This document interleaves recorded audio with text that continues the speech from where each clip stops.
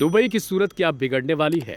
क्या खाड़ी का सबसे अमीर शहर अब सबसे बड़ी मुश्किल में फंस चुका है? और क्या यूएई ने ईरान से दुश्मनी लेकर बड़ी गलती कर दी है? क्या मिडिल ईस्ट की जंग अब सिर्फ मिसाइलों तक सीमित नहीं रही?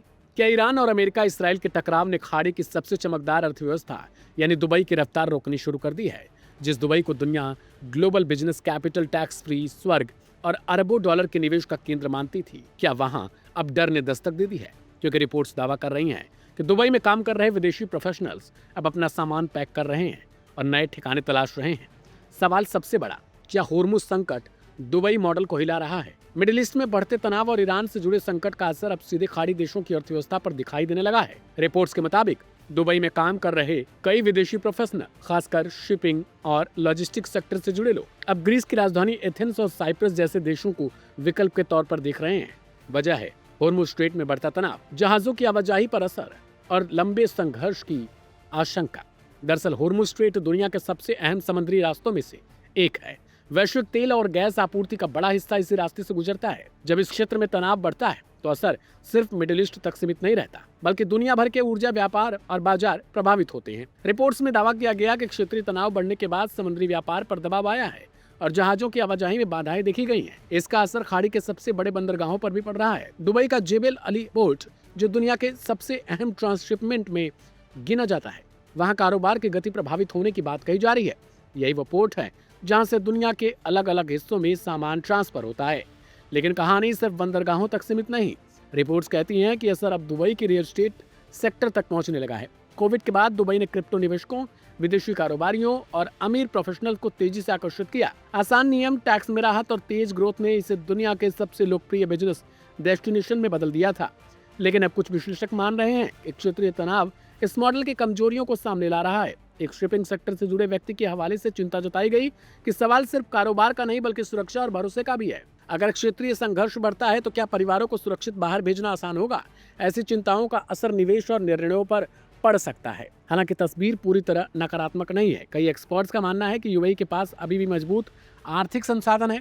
दुबई का इंफ्रास्ट्रक्चर, फाइनेंशियल सिस्टम और अंतर्राष्ट्रीय कनेक्टिविटी उसे बाकी कई अर्थव्यवस्थाओं से आगे रखते हैं। इसलिए यह कहना जल्दबाजी होगी कि दुबई कमजोर पड़ चुका है। लेकिन इतना जरूर है कि मिडिल ईस्ट तनाव ने खाड़ी क्षेत्र की अर्थव्यवस्थाओं को नए जोखिमों के सामने खड़ा कर दिया। अब सबसे बड़ा सवाल, क्या अगर होर्मुज संकट लंबा खिंचा तो क्या तेल की कीमतें ऊपर जाएंगी? क्या वैश्विक शिपिंग और महंगी होगी? और क्या दुबई जैसी अर्थव्यवस्थाओं को अपने मॉडल में बदलाव करना पड़ेगा? फिलहाल एक बात साफ है, युद्ध सिर्फ सीमा पर नहीं लड़े जाते। कभी कभी उनका असर बंदरगाहों, निवेश, रियल एस्टेट और उन शहरों तक पहुंचता है जो खुद को दुनिया का सबसे सुरक्षित बिजनेस हब मानते रहे हैं।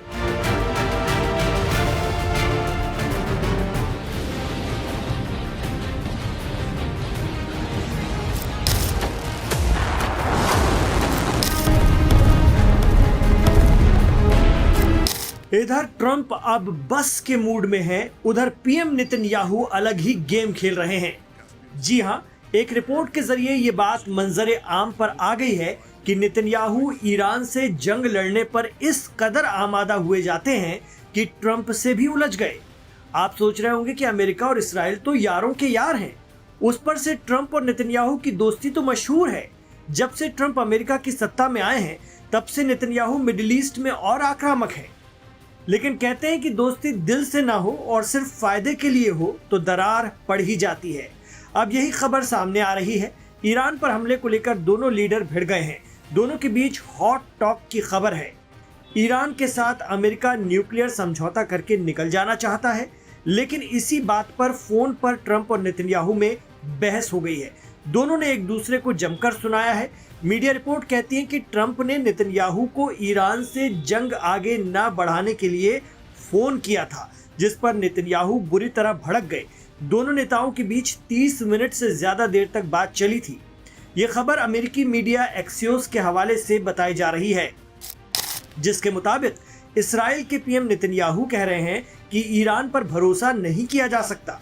अमेरिका के साथ सीजफायर करके ईरान टाइम पास कर रहा है ताकि वो दोबारा से जंग के लिए खुद को तैयार कर सके। नेतन्याहू ने ट्रंप को यहाँ तक कह दिया कि जंग बार बार नहीं होती, ये अच्छा मौका है ईरान को लाइन पर लाने का।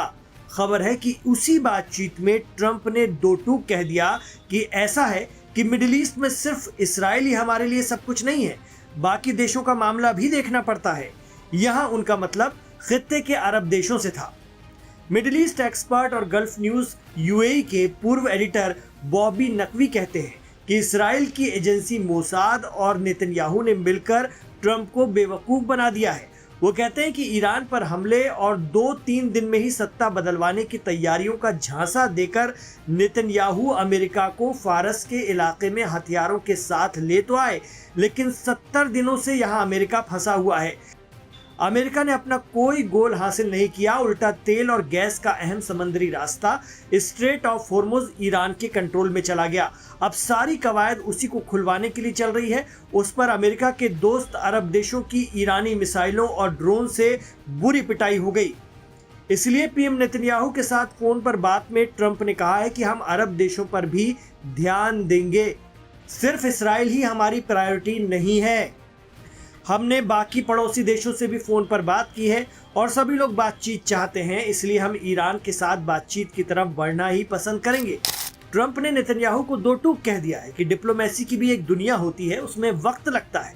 गौरतलब है कि कतर और पाकिस्तान इस बार अमेरिका और ईरान के बीच कोई स्थायी समझौता कराने के लिए काम कर रहे हैं, लेकिन मुस्लिम देशों की कोशिशों की तरफ ट्रंप का रुझान नेतन्याहू को रास नहीं आ रहा है। वो बहुत गुस्से में है।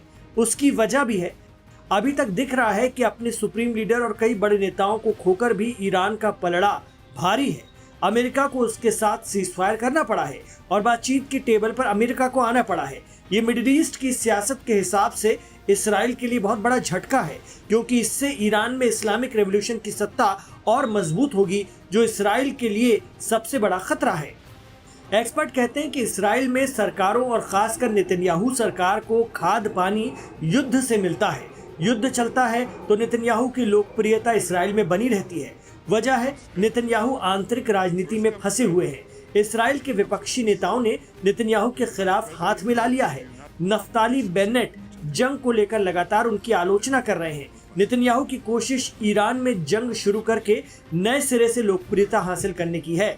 इतना ही नहीं, इसराइल और खासकर पीएम नेतन्याहू को लगता है कि इससे बेहतरीन मौका आगे नहीं मिल सकता।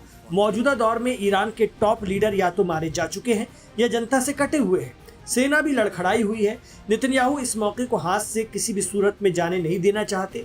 उन्हें लगता है कि अमेरिका इतना साजो सामान लेकर पहली बार मिडिल ईस्ट में है, 40 दिनों की जंग भी कर चुका है, उसे ऐसे ही खाली हाथ लौटने नहीं देना है। ईरान पर फैसला होना ही चाहिए। जानकार कहते हैं कि सच्चाई तो यह है कि मिडिल ईस्ट में अमेरिका के बिना इसराइल का कोई आधार नहीं है। बिना अमेरिका के ईरान इसराइल पर भारी पड़ जाता है।